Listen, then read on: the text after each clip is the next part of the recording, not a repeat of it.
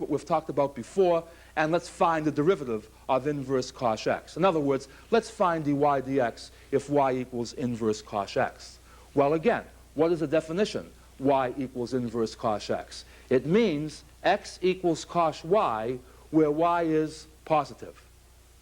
Okay, if x equals cosh y, dx dy is sinh y, and we'll keep track of the fact that y is positive. Actually, y is non-negative.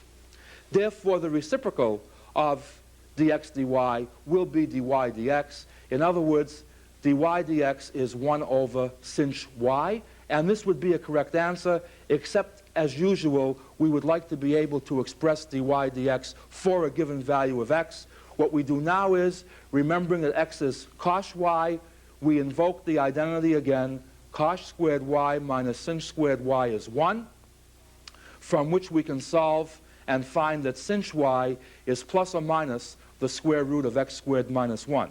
And by the way, I'm not going to remove the extraneous sign here, because in a certain manner of speaking, it is only extraneous because we are imposing the condition that y is positive.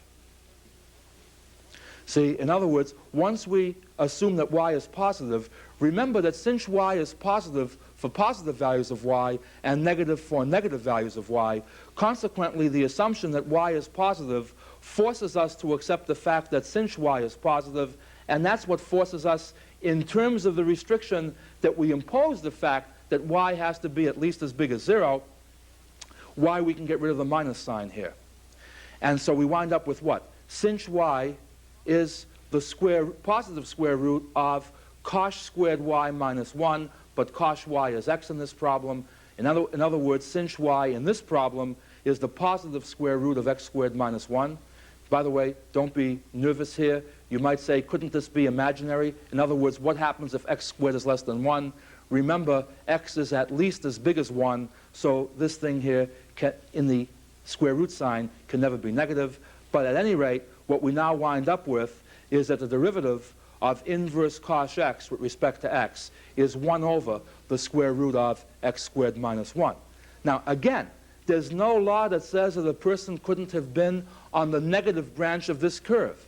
In other words, if all you mean by inverse cosh is the inverse of cosh with no restriction to branch, what we've really proven is this, and let me summarize on this particular point. What we've really proven is this, that the derivative of C1 inverse is 1 over the square root of x squared minus 1. The derivative of C2 inverse is 1 over minus the square root of x squared minus 1.